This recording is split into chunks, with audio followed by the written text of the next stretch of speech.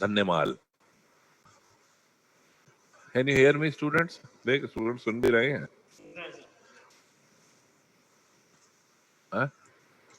Can students hear me? Can students hear me?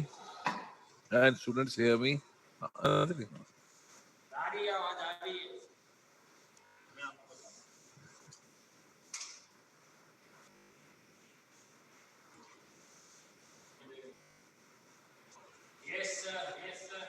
Okay okay, आहो। We are doing the VCQ. Adverse effect of a drug in fetus is known as adverse effect of a drug on fetus. This is the 2019 pre-prof exam. Adverse effect of a drug on fetus is known as idiosyncrasy, hypersensitivity, tolerance. That is teratogenicity. The correct answer is teratogenicity.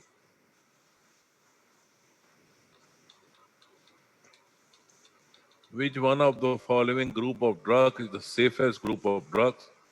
No metabolism in the liver when excreted unchanged through the kidney. Lipid soluble drugs like paracetamol, weak acid like phenobarbital, water soluble drugs like pregabalin, weak alkali like diazepam. So pregabalin is a water soluble, there is no need of metabolism and it will be excreted. ठीक है भाई? This question is related to the water soluble drugs and lipid soluble drugs. Lipid soluble drugs kidney से directly excrete नहीं होंगी बल्कि पहले metabolism होके water soluble में चेंज होंगी, उसके बाद जाके उनकी एक्सक्रीशन होती है, जबकि वाटर सॉल्युबल ड्रग प्रीगाबालिन डायरेक्टली हो जाएगी। Okay, now third, infrequent and unusual drug response is known as tolerance, tachyphylaxis, idiosyncratic response या hyperactive response. That is tachyphylaxis. Idiosyncratic response, hyperactivity response या tolerance. So the correct answer is idiosyncratic response. Idio का मतलब होता है not known. Idio means not known. मतलब ये है कि वो ड्रग जिसके यूजुअल जो एडवर्स इफेक्ट है वो नहीं मिलेंगे। For example we have the drug chlorpheniramine, their adverse effect is sedation. अचानक पेशेंट को जो है हेडेक हो जाए, हाइपर सेंसिटिविटी रिएक्शन हो जाए, ये अनयूजुअल है, इनफ्रीक्वेंट है, यानी ऐसा होता नहीं है। अचानक कोई ऐसा ड्रग रिस्पॉन्स मिल जाए या एडवर्स इफेक्ट मिल जाए, that is not usually noted, उसे कहते हैं idiosyncratic. IDIO, audio means not known, पहले पता ही नहीं था। और टेकिफाइलेक्सिस क्या होता है? Tachyphylaxis means when we given a drug to the patient, the response of the drug for the treatment of a disease is decreasing. So the correct answer of third question is idiosyncratic response.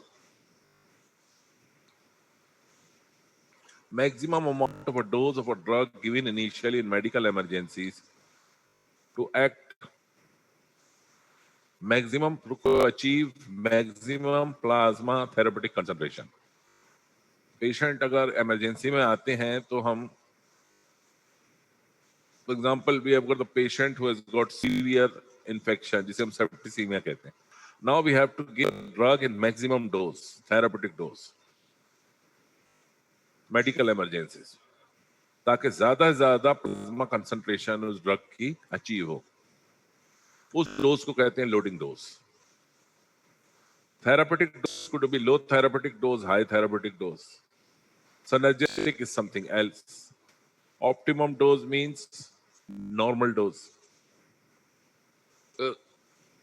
Okay. Number 5.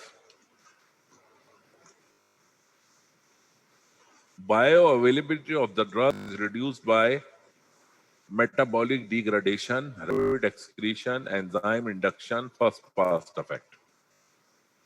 So what is bioavailability? The amount of the drug we release in the general circulation after first pass effect.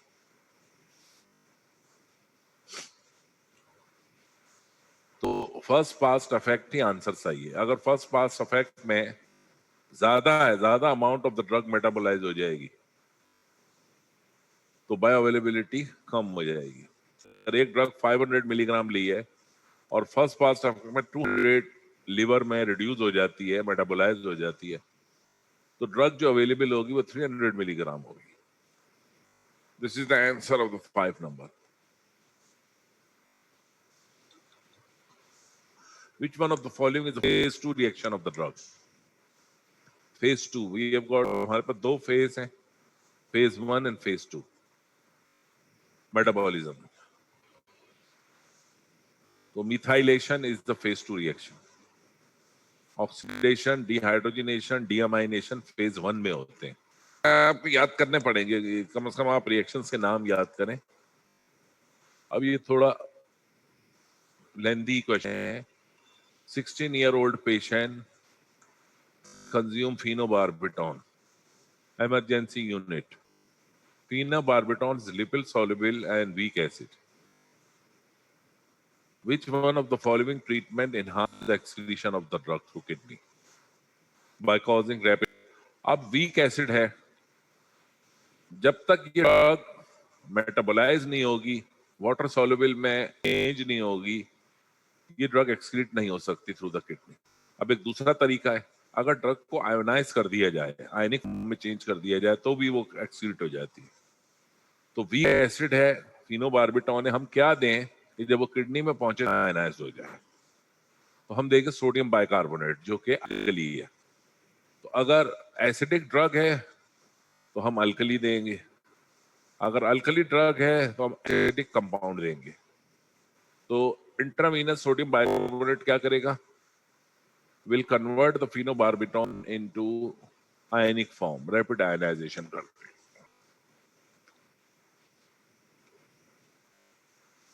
Benzyl penicillin was given to the fixed population to observe in hypersensitivity anaphylactic reaction. Percentage of reaction was 0.01. अब आप बताइए, number of victims and a population were, means कितनी population में कितने percent? 0.01% है. अब numerical में अगर हम कन्वर्ट करें, हम बोले 1%, तो 1% का मतलब हुआ कि 100 में से एक पेशेंट को ये रिएक्शन होगा. परसेंट का मतलब ये हुआ आउट ऑफ 100. सेंट जो होता है, सेंट पाई को कहते हैं, 100 पाई का एक सेंट बनता है, इससे बना पर सेंट. समझ में आई? अब इसका जवाब है 1 in 1000.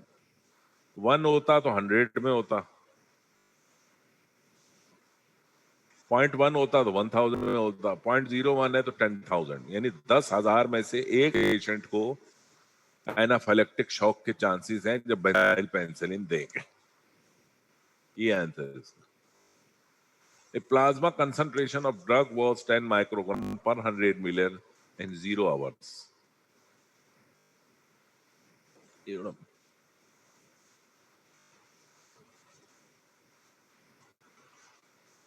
After 2 hours, reduced to 5 microgram. After 4 hours, 2.5. After 6 hours, 1.25 microgram. Which one of the following is the mode of excretion? First order kinetic, second order kinetic, rapid ionization kinetic, water soluble drug excretion. तो ये zero order kinetics है, जिसमें एक fix amount of drug reduce होती है. First order में percentage. Zero order kinetics, the excretion of the drug, how much drug is excreted per hour. Zero order kinetics, fixed amount. आप इसमें देखिए ना, फिक्स अमाउंट रिड्यूस हो रहा है. पहले 10 थी, फिर 50% कम हुआ तो 5 हो गई, ठीक है. फिर 50% कम हुआ तो 2.5 हो गई. फिर 50% कम हुआ तो 1.25 हो गई। इसका मतलब फिक्स अमाउंट इसका जो है ना,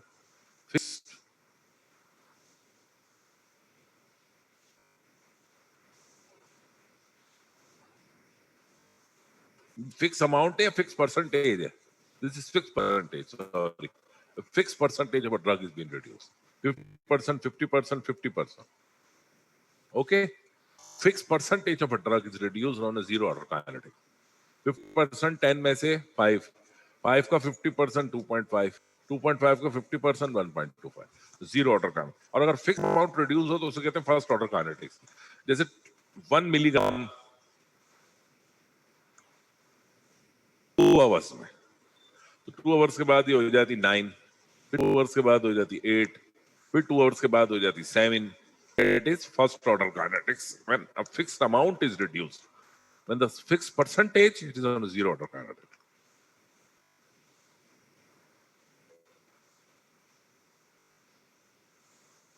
A 15-year-old boy has a bee sting. शहद की मक्खी ने काटा, तो उसको जाहिर बात हाइपर सेंसिटिविटी रिएक्शन होगा, एनाफिलेक्टिक शॉक के चांसेस हैं। तो ऐसी कंडीशन में हम एपिनेफ्रिन देते हैं, आईवी देते हैं, लेकिन डाइल्यूट करके देते हैं, because anaphylactic shock causes the hypotension and there is widespread dilatation of vessels, vasodilatation होती है। Epinephrine will cause the constriction of the vessel and will increase the force of contraction of the heart also. Cardiac output increase करेगा, peripheral resistance increase कर देगी। Okay. Which one of the following cholinergic antagonists to suppress secretion prior to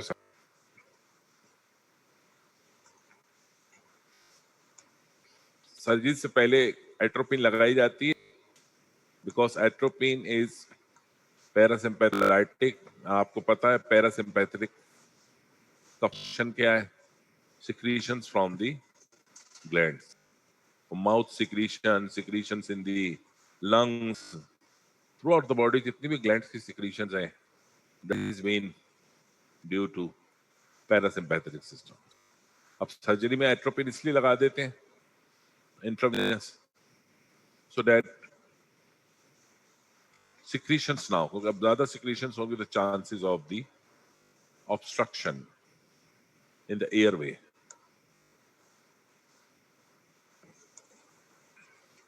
The correct answer is atropine. Mad as a hatter, blind as a bat, dry as bone, red as beet. कौन सी drug के ये adverse effects हैं अगर वो large quantity में दे दी जाए? Toxicity, atropine toxicity will cause the redness, flushing हो जाएगी, पूरा फेस रेड हो जाएगा, और ड्राइनेस हो जाएगी। ड्राइनेस मींस माउथ में ड्राइनेस हो जाएगी, वो सारी सिक्रीशंस को ब्लॉक कर देगी एट्रोपिन। जब no secretion in the mouth, saliva की सिक्रीशन में तो पूरा ड्राइनेस होगा, माउथ ड्राई हो जाएगा, रिटेंशन ऑफ यूरिन हो जाएगी, जीआईटी में सारी सिक्रीशन स्टॉप हो जाएगी। And because atropine will cause the cycloplegia, atropine will cause the dilation of the प्यूपिल, तो नजर भी सही नहीं आएगा। जो नॉर्मल फेनोमिना है फोकसिंग का, वो डिस्टर्ब हो जाएगा, ब्लाइंडनेस ऐसी होगी कुछ नजर धुंधला धुंधला नजर आएगा। And because it adversely affect the brain, brain में भी हमारे पास मस्करिनिक रिसेप्टर्स हैं, उनको भी ब्लॉक करेगी। The patient will have delirium. This is the 4 adverse effects of atropine overdosage. Number 15, which one of the following is the direct acting sympathomimetic? The drug will not act on adrenergic receptor but causes the release of norepinephrine. Amphetamine. ये question में थोड़ी गलती हो गई है। Which one of the following is the indirect? Amphetamine indirect है, तो ये आप करेक्शन कर लीजिएगा। डायरेक्ट लिख दिया, IN लगाना था, इनडायरेक्ट एक्टिंग सिम्पैथोमाइमेटिक ड्रग है। डायरेक्ट एक्टिंग तो नॉरएपिनेफ्रिन, एपिनेफ्रिन, डोपामिन है। एम्फेटामिन क्या करती है? It causes the release of norepinephrine. Question में थोड़ी सी गलती है, indirect acting sympathomimetic. So indirect acting sympathomimetic drug will not act directly on the receptors but causes the release of norepinephrine. तो ये थोड़ी सी मिस्टेक है 15 नंबर में, इनडायरेक्ट है, डायरेक्ट नहीं है। डायरेक्ट होती तो एपिनेफ्रिन सही होता question. Which one of the following beta blocker is a selective beta blocker, very short half life and given by intravenous route? It is esmolol. एस्मोलॉल ऐसी ब्लॉकर है कि उसकी हाफ लाइफ 15 मिनट होती है, 20 मिनट। तो जब ऑपरेशन सर्जन्स कर रहे होते हैं और एकदम बीपी 180 190 तक पहुंच जाए, एस्मोलर आई लगा देते हैं, तो बीपी 15-20 मिनट के लिए कम हो जाता है, सर्जन सर्जरी कंप्लीट कर लेते हैं। इंट्रावीनस ही ये दी जाती है, ओरल फॉर्म में नहीं है available. 30-year-old farmer in emergency inhalation of pesticide, excessive sweating, flushing, abdominal pain, bradycardia, pupil was pinpoint. Antidote इसका क्या है? ऑर्गेनोफॉस्फोरस कंपाउंड पॉइजनिंग है। पेस्टिसाइड या इंसेक्टिसाइड में ऑर्गेनोफॉस्फोरस होता है। Organophosphorus are the indirectly acting parasympathomimetic compounds. So what they will do, they will go to the poisoning, they will activate the entire parasympathetic system for a long period of time and they can cause death also. फौरन atropine intravenous शुरू करते हैं ताकि वो जो receptors activate हुए में उन तमाम रिसेप्टर्स को एट्रोपिन ब्लॉक करे और ये इफेक्ट जो है इसका खत्म हो। ऑर्गेनोफॉस्फोरस कंपाउंड का, पेस्टिसाइड्स का, ये बहुत खतरनाक इमरजेंसी बहुत आती है। Antidote of atropine poisoning is physostigmine. अगर एट्रोपिन लार्ज क्वांटिटी में एडमिनिस्टर्ड हो जाए तो फिर हमें देनी पड़ती है physostigmine. Number 19, in which one of the following diseases administration of beta blocker is contraindicated? Beta blocker हम एस्थमा में नहीं देते हैं because beta blocker will cause the bronchial constriction. वहाँ बीटा रिसेप्टर्स होते हैं, वो ब्लॉक होंगे तो अंडर को कॉन्ट्रैक्शन चले जाएंगे। और बीटा 2 एगनिस्ट देते हैं तो these beta 2 agonists will cause the bronchodilation और beta blockers will cause the bronchoconstriction। इसलिए एस्थमा के पेशेंट को हम ये नहीं देते हैं, कंट्राइंडिकेटेड होती है। ये क्वेश्चन आ जाते हैं। A patient of Alzheimer's disease is treated by which one of the following cholinomimetic? Cholinomimetic means parasympathomimetic drug।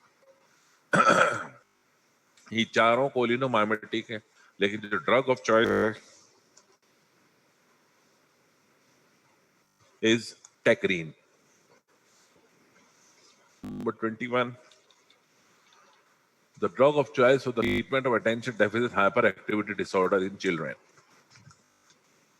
Children में जो हाइपर एक्टिविटी डिसऑर्डर होता है अटेंशन डेफिसिट से ADHD कहते हैं।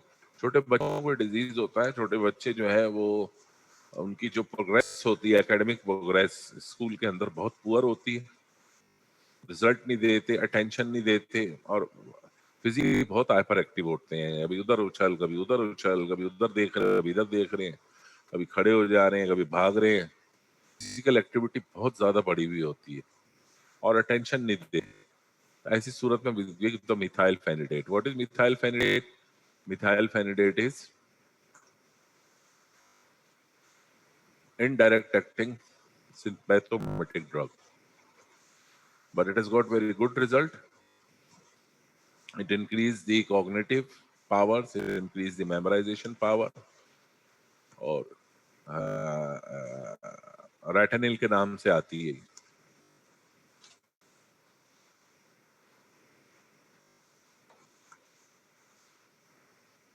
A 56-year-old patient, female patient, dry cough, which one of the following antihypertensive agent is the most likely taking? Captopril। Captopril is AC inhibitors कहलाती हैं। इसका जो एडवर्स इफेक्ट है वो ड्राई कफ है। बहुत से पेशेंट्स आते हैं मेडिकल ओपीडी में, हमें खांसी है तो डॉक्टर जो है वो खांसी का शरबत लिख लिख के देते रहते हैं। अरे भाई हिस्ट्री तो लो। ऐसे ही एक पेशेंट आई हुई थी, उसको तो एडमिट भी कर लिया कि उसकी 6 महीने से खांसी नहीं जा रही है। वो डॉक्टर जब किसका ऐसा ना टीबी हो गई, एक्सरे चेस्ट हो रहा है, मैंने पूछा कोई दवाई खाती हैं हाइपरटेंशन की? बोली मैं कैप्टोप्रिल बताई उसने।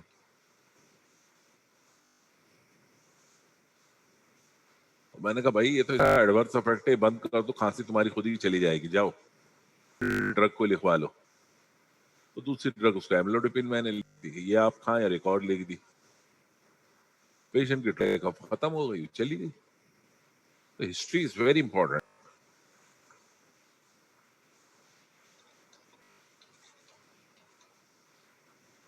Which one of the following is anti-anginal agent and a calcium channel blocker?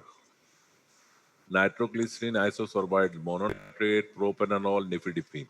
Nifedipine calcium channel blocker. ये आपको आइडेंटिफाई करना है कि किस ग्रुप से इन चारों ड्रग हैं। पहली जो दो ड्रग्स हैं वो नाइट्रेट में से हैं। सी जो है वो बीटा ब्लॉकर है, डी जो है calcium channel blocker. First thing ये होनी चाहिए कि आपको सारा नॉमेनक्लेचर स्टडी करें, ड्रग्स की क्लासिफिकेशन, ड्रग्स की आइडेंटिफिकेशन आपको आनी चाहिए। अगर ड्रग्स आपको याद ही नहीं है, आपको यही नहीं पता किस आप आइडेंटिफाई नहीं कर सकते, तो then you can not pass this examination. सबसे पहले अब आपको चारों ड्रग्स के बारे में पता होना चाहिए कि methyl dopa, clonidine, hydralazine, propanol. Methyl dopa centrally acting है, क्लोनिडीन सेंट्रली एक्टिंग है, हाइड्रोलाजीन वेजोडाइलेटर है, प्रोपेनॉल क्या है? It's beta blocker. तो मिथाइल डोपा देते हैं प्रेगनेंसी में जब हाइपरटेंशन होता है। अब तो वेजोडाइलेटर भी देने लगे हैं, कैल्शियम चैनल ब्लॉकर भी दे देते हैं, एम्लोडिपिन दे देते हैं और निमोडिपिन भी दे देते हैं। लेकिन क्योंकि ये पुराना चला आ रहा है और क्लासिकल ड्रग है, आप यही आंसर लिखिएगा, methyl dopa. Which one of the following blocker anti hypertensive भी है, एरिथमिया में भी देते हैं, पैल्पिटेशन में भी देते हैं, मिग्रेन प्रिवेंशन में भी देते हैं। तो प्रोपेनॉल है। प्रोपेनॉल आपने पढ़ी होगी, प्रोपेनॉल एंटी हाइपरटेंसिव भी है, एंटी एरिथमेटिक भी है, use in palpitation, use in migraine. 5 इसका वैक्ट है, 5वां इसमें लिखा हुआ नहीं। हाइपरटेंशन में भी हम इसको देते हैं, एरिथमियाज में भी देते हैं, पैल्पिटेशन मींस टेकिकार्डिया में भी इसको देते हैं, मिग्रेन में भी देते हैं और हम हाइपरथायराइडिज्म में भी देते हैं। 5 के यूजेस है प्रोपेनॉल। क्लासिकल ड्रग है। 46 ईयर ओल्ड मेल है, एसेंशियल हाइपरटेंशन है, रेस्टिंग ब्लड प्रेशर 160 110 है, एम्लोबिटिन 2 हफ्ते के बाद बीपी 130 हो गया। अब ये क्या मैकेनिज्म था इसका? Calcium channel blocker, amlodipine. इस मैंने आपको कहा था आपको ड्रग्स के नाम पता होने चाहिए और किस ग्रुप से इसका ताल्लुक। सबसे पहले ड्रग्स के नाम याद करें, आप क्लासिफिकेशन से याद करें। एम्लोडिपिन इस कैल्शियम चैनल ब्लॉकर, आपको पता चल गया ये कैल्शियम चैनल्स को ब्लॉक करेगी ना, ये अल्फा एगोनिस्ट है ना बीटा ब्लॉकर है ना एसी इनहिबिटर है।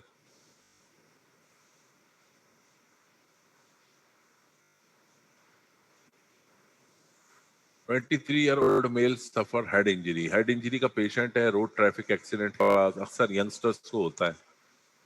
इंट्राक्रैनियल प्रेशर रेज हो गया, कौन से डायरेटिक देंगे कि इंट्राक्रैनियल प्रेशर रिड्यूस हो? हमारे पास मैनिटोल है, mannitol reduces the intracranial pressure. बाकी जितनी भी ड्रग्स हैं इंट्राक्रैनियल प्रेशर को रिड्यूस नहीं करती। हेड इंजरी में mannitol is given and is indicated. Alcohol withdrawal, ये ज्यादातर केसेस होते हैं अमेरिकन और यूरोप में। वहाँ alcohol is a social drink, हमारे यहाँ सोशल ड्रिंक नहीं है, लेकिन हमारे यहाँ ग्रुप है जो इसको यूज करता है, तो हो सकता है आपके पास केसेस आ जाएं। ज्यादातर मेडिकल इमरजेंसीज में आते हैं। जैसे अल्कोहल स्टॉप होता है, patient become restless, insomnia, loss of sleep, delirium, साइकोसिस, ये सब उसको हो जाते हैं। अब उसको इन चारों दो ड्रग्स में से कौन सी ग्रुप ऑफ ड्रग लेंगे? हम थायमिन लगाते हैं, alcohol has got the adverse effects over the peripheral nerves. फौरन हम थायमिन देते हैं और डायजिपाम देते हैं। डायजिपाम पेशेंट को रिलैक्स कर देगी and thymine is a B1. This B complex is necessary to maintain the normal functionings of the neurons.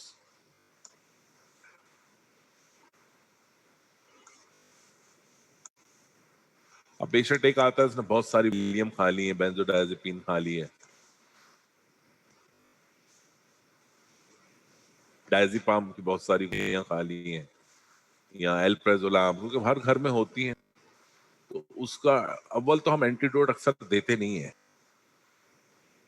उसकी वजह ये है कि हम नॉर्मल सैलाइन लगा देते हैं, बीपी सिर्फ थोड़ा लो हो जाता है, पेशेंट अंडर को स्लीप, तो तकरीबन 8 to 12 आवर्स में, अगर शॉर्ट एक्टिंग है, एल्प्रेजोलाम है, आपको हाफ लाइफ देखनी कितनी है। डायजिपाम की हाफ लाइफ है 3 days, और 3 days में जाके मुकम्मल एक्सक्रीशन होगी, सडेट रहेगा 3 days। लेकिन उसने ये ले ली है एल्प्रेजोलाम, ज़ैनेक्स नाम से जो आ रही है, वो 4 to 6 आवर्स है, और ज़ैनेक्स लेके आया तो 4 से 6 घंटे में वैसे ही उसका एक्सक्रीशन हो जाएगी, तो क्या जरूरत है एंटीडोट देने की, नॉर्मल सलाइन लगा दो, ग्लूकोज लगा दो, सही हो जाएगा। लेकिन बहुत से पेशेंट बहुत सारी तादाद में खाया जाते हैं और बीपी बहुत लो हो जाता है, ऐसी सूरत में इसका एंटीडोट है फ्लूमाजेनिल, फ्लूमाजेनिल मिल जाता है या आईवी लगाते हैं। अब ये पेशेंट है आपके डेंटल डिपार्टमेंट में आया, उसकी ब्लीडिंग हो रही है और स्वेलिंग हुई है गम्स में, एपिलेप्टिक पेशेंट है और एंटी एपिलेप्टिक ड्रग ले रहा है 5 साल से। ऐसी कौन सी एंटी एपिलेप्टिक ड्रग है जो स्वेलिंग ऑफ द ब्लीडिंग करा, स्वेलिंग ऑफ द गम्स करा देती है, हाइपरट्रॉफी ऑफ द गम्स? वो है फेनिट्राइन। तो फेनिट्राइन का एडवर्स आप देखें, एपिलेप्टिक पेशेंट भी आपके पास आएंगे, आ सकते हैं आपके पास, आप ये कह सकते हैं भाई ये ड्रग जो फेनिट्राइन उसने किया है, अब आप अपने फिजिशियन के पास जाएं और इसको स्टॉप कराएं, क्योंकि आप इसको स्टॉप नहीं कर सकते। अगर आपने इसको एकदम स्टॉप किया तो उसको फिट्स पड़ने शुरू हो जाएंगे, एपिलेप्टिक कन्वर्जन। आप एडवाइस ही देंगे कि इस ड्रग की वजह से हो रहा है भाई, डेंटल प्रॉब्लम आपका हुआ है, गम्स की hypertrophy, that is because of the phenytoin. Physician के पास जाएं, इसको बोलें इसको आहिस्ता आहिस्ता ग्रेजुअली चेंज। 31, कौन सा अल्कोहल है जो फीटल अल्कोहल सिंड्रोम कराता है? What is fetal alcohol syndrome? जो मदर्स ड्यूरिंग प्रेगनेंसी अल्कोहल, ये भी यूरोप में होता है, नॉर्थ अमेरिका में, ऑस्ट्रेलिया, न्यूजीलैंड, पाकिस्तान में ये नहीं होता।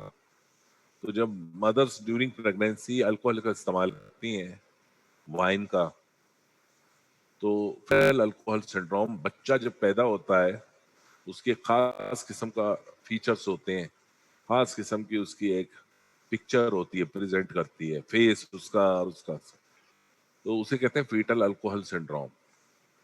वो कौन सा अल्कोहल है? क्योंकि देखो ये सारे चारों अल्कोहल, इथानॉल, मीथानॉल, इथानॉल जो है that actually social drink, ethanol use होता है वाइन में, बियर में, ये आपको पता होना चाहिए।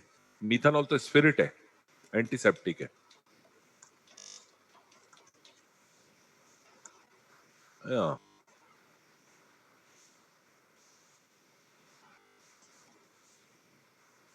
Now we have got a 22-year-old male narcotic addicts. Narcotic addicts तो पाकिस्तान में बहुत है, हेरोइन पीने वाले, और इमरजेंसी में आया, ओवरडोसेज हो गया है। अब इसका आपको जो है हीरोइन का एंटीडोट पता होना चाहिए, ओपियाइड्स का, नार्कोटिक्स का, दैट इज नैल्सोन। न्यूमाइसिन तो एंटीबायोटिक है, नेप्रोसिन जो है वो एनस्टेड है, नैलिडिक्सिक एसिड जो एंटीबायोटिक है, तो naloxone is the correct answer.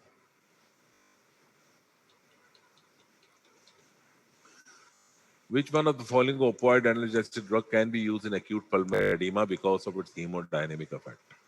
That is morphine। हमारे morphine इतनी होती नहीं है इस्तेमाल। अमेरिकन हॉस्पिटल्स में आप जाएंगे, पल्मरी एडिमा का पेशेंट आता है मॉर्फिन, ट्रॉमा का पेशेंट आता है मॉर्फिन, एक्सीडेंट का पेशेंट आता है मॉर्फिन, एब्डोमिनल पेन पेशेंट आता है मॉर्फिन। 1 to 2 मिलीग्राम, 1 to 2 लगा लगा के उन्होंने पूरा अस्पताल भरा हुआ होता है मॉर्फिन से। हमारे यहाँ यूज नहीं होती, लेकिन एक्यूट पल्मरी एडिमा में मॉर्फिन यूज होती है, पेन में भी यूज होती है। अब एक 6 साल का बच्चा है सफरिंग फ्रॉम मायोक्लोनिक सीजर, कौन से एंटी एपिलेप्टिक ड्रग देंगे? क्लोनासिपाम। क्लोनाजिपाम बेंजोडायजेपिन, इसके ड्रॉप्स आते हैं, 6 साल के बच्चे को ड्रॉप्स भी दे सकते हैं या सिरप फॉर्म में भी दे सकते हैं। मायोक्लोनिक सीजर्स क्या होता है, उसके मसल्स जो हैं वो लेग के मसल्स या अपर लिम के muscles, they will undergo spasm,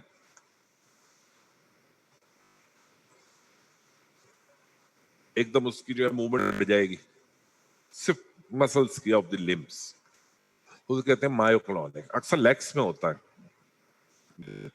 बच्चा जो होगा 6 साल का अक्सर नीचे गिर जाएगा और एक लेग जो है उसकी that is undergo tonic clonic convergence.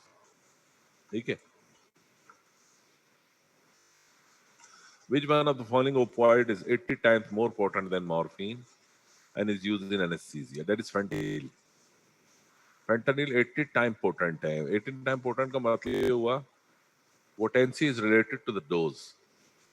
अगर 100 मिलीग्राम डोज है, अगर 80 मिलीग्राम डोज है मॉर्फिन का, तो 1 मिलीग्राम डोज में फेंटानिल वही इफेक्ट दिखाएगी जो मॉर्फिन 80 मिलीग्राम में दिखाएगी। इसे कहते हैं पोटेंसी। आपकी बात समझ में आ गई? तो potency is related to dose. एक आप ड्रग देते हैं नेप्रोसिन 500 मिलीग्राम में, जबकि डिक्लोफेनिक जो है 25 मिलीग्राम में, तो पोटेंसी के हिसाब से तो डिक्लोफेनिक मोर पोटेंट हो गई। ये है पोटेंसी का मतलब। ये मत ले लेना दूसरा मतलब। Which one following anti epileptic broadest spectrum, her type के एपिलेप्सी में दे सकते हैं, दैट इज वेल्पुरिक एसिड। तो पहली दफा पेशेंट आता है के साथ, फर्स्ट टाइम कन्वर्जन हुआ है, तो जितने भी फिजिशियन वेल्पुरिक एसिड स्टार्ट करते हैं, फिर उसकी इन्वेस्टिगेशन होती है, सीटी स्कैन होते हैं, the patient undergo CT scan, the patient undergo MRI, blood test। क्या हुआ? ठीक है, ये इंपॉर्टेंट क्वेश्चन है, याद कर लेना सारे ही। Which one of the following anti-epileptic drug is add-on therapy? Water soluble है, न्यूरल्जियाज में भी देते हैं, तो that is gabapentin. Add-on का मतलब सपोर्टिव, मेन ड्रग नहीं होती, सपोर्टिव होती है। अगर 2 ड्रग ले रहा है तो सपोर्ट के लिए कि और ज्यादा जो है इफेक्ट एंटी एपिलेप्टिक बढ़ जाए, वी गिव द गाबापेंटिन या प्री गाबापेंटिन, दोनों दे सकते हैं। तो ethosuximide is anti epileptic, sodium valproate is anti epileptic, primidone तो अब यूज ही नहीं होती, तब पता होना चाहिए थी इसका। अब इसमें से 4 लोकल एनेस्थेटिक है, जैसे वो कौन सा है जो टॉपिकल एडमिनिस्ट्रेशन में होता है? लैडोकेन, पिपिवकेन, प्रोकेन, बेंजोकेन। आपने देखा होगा सोमोजेल आती है, उसमें बेंजोकेन होता है। माउथ अल्सर्स, ये माउथ में पेन है पेशेंट्स को, या पेशेंट को माउथ अल्सर्स हैं, गम्स में पेन है, या फिर स्किन में, तो बेंजोकेन के नाम से आती है ये।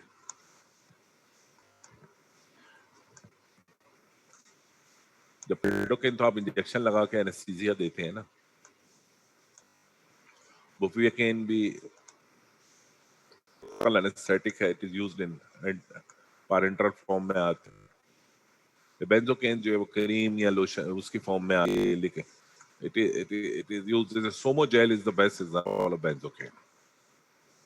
It is applied in mucosa of the mouth.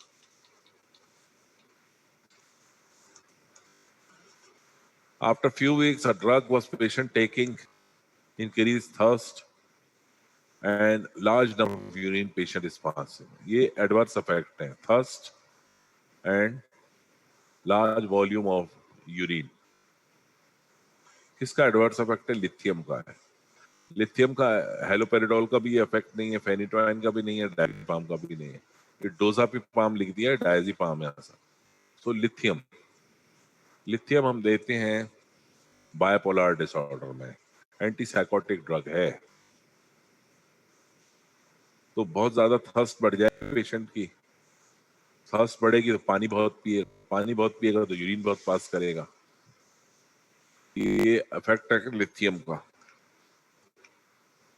29-year-old man suturing नहीं है उसकी because he has got the laceration in his palm. Benzocaine use नहीं कर रहे, तो सबसे सेफेस्ट जो है प्रोकेन है। प्रोकेन के इंजेक्शन आते हैं वो लगा देते हैं।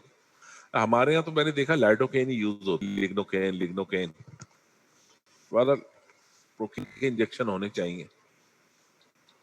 अभी antibiotic causes red ban syndrome, vancomycin. कहीं भी रेड बैन सिंड्रोम आप लिखा हुआ हो तो आप समझ लो वैनकोमाइसिन का एडवर्स इफेक्ट है। अब ये आ गया आपका 26-year-old मेल पेशेंट जिसको ट्यूबरक्लोसिस है चेस्ट की।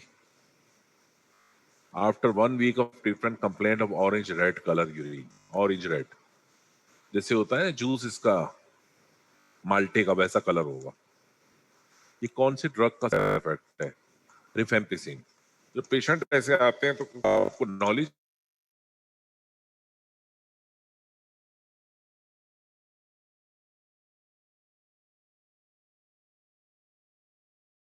Give you confidence. अरे नहीं भाई, ये रिफेम्पिसिन का एडवर्स इफेक्ट है, कुछ नहीं है, आप परेशान मत हो, कुछ दिनों पानी ज्यादा पिए सही हो जाएगा। This is simple answer.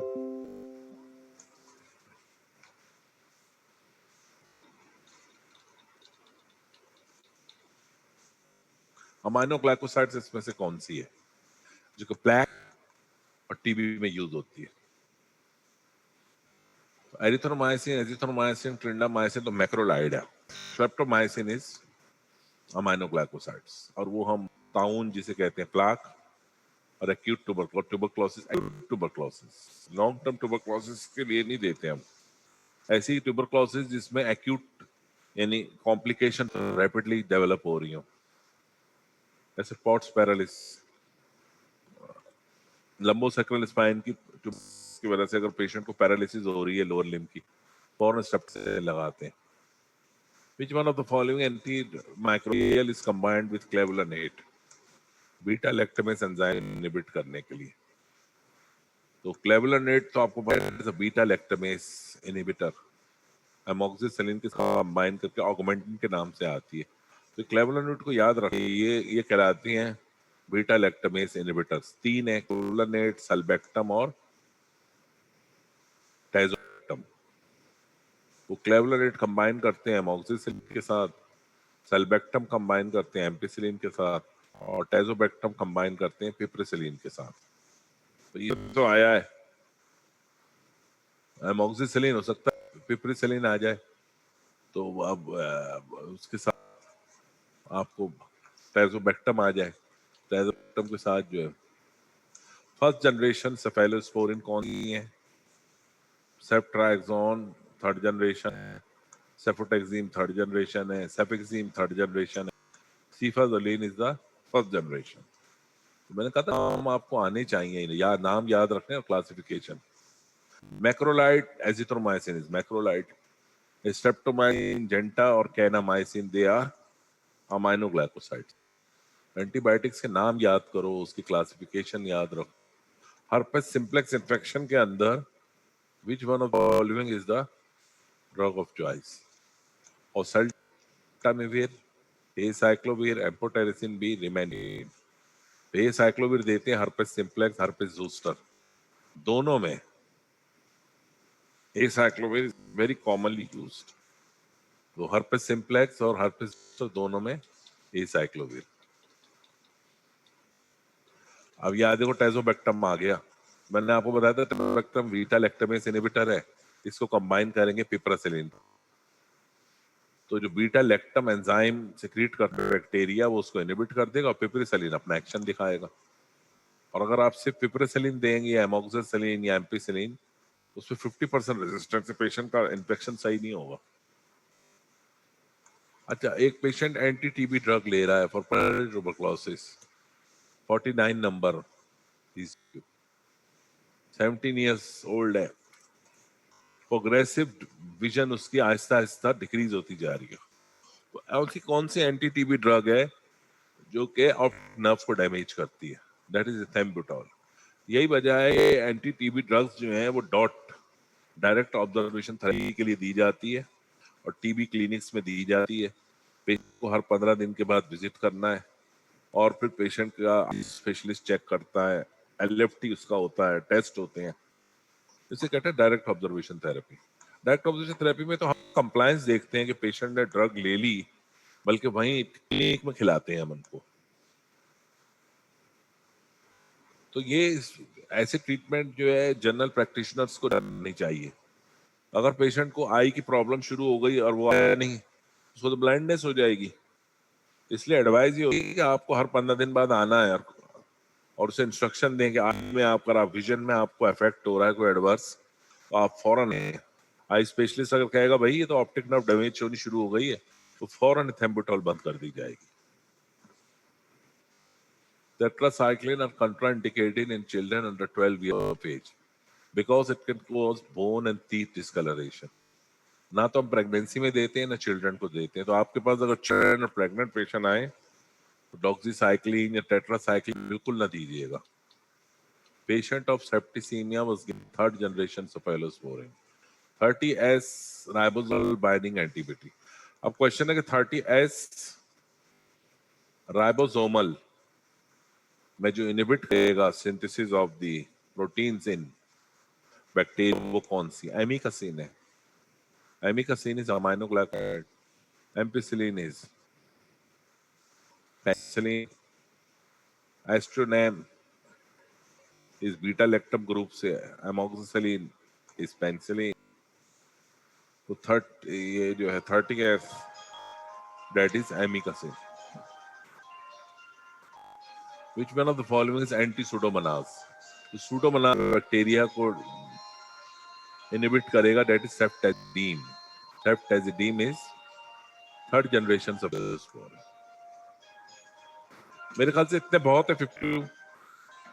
आप अच्छी तरह इसको पढ़ भी लें। मैंने पहले भी आप दिए थे, बहुत सारे दिए मैंने तो आपको, तकरीबन 400 सीक्यू।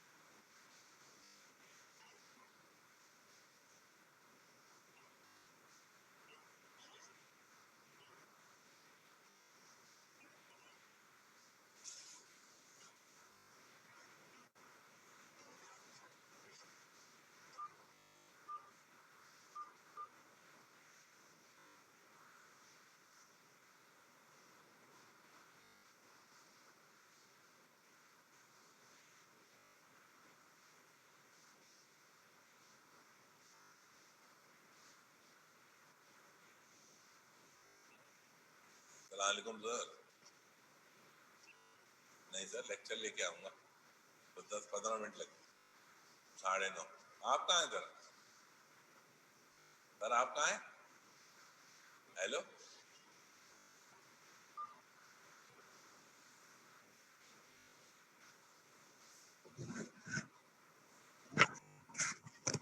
ये भाई एंटी-सूडोमोनास आ जाता है। सेफ्टेजिडीन इज एंटी-सूडोमोनास। अगर ब्लड कल्चर में सूडोमोनास बैक्टीरिया आ रहा है तो फिर हम सेफ्टेजिडीन दे देते हैं। तो सूडोमोनास और सूडोमोनास इन्फेक्शन जो होता है ना, बहुत सीरियस और सीवियर होता है। ये बहुत ज्यादा पसरता है, बहुत सारे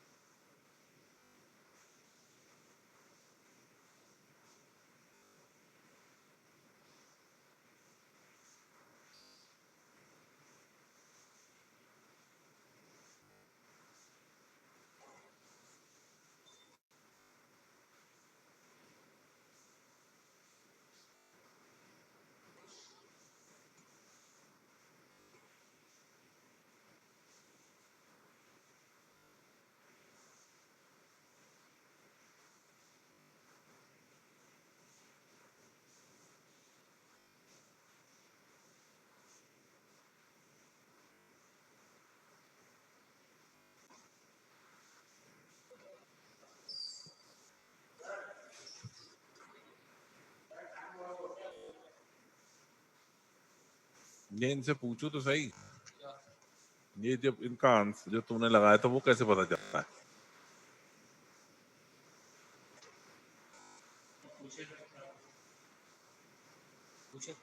नहीं बस खत्म करते हैं, मैंने वैसे ही कह दिया था।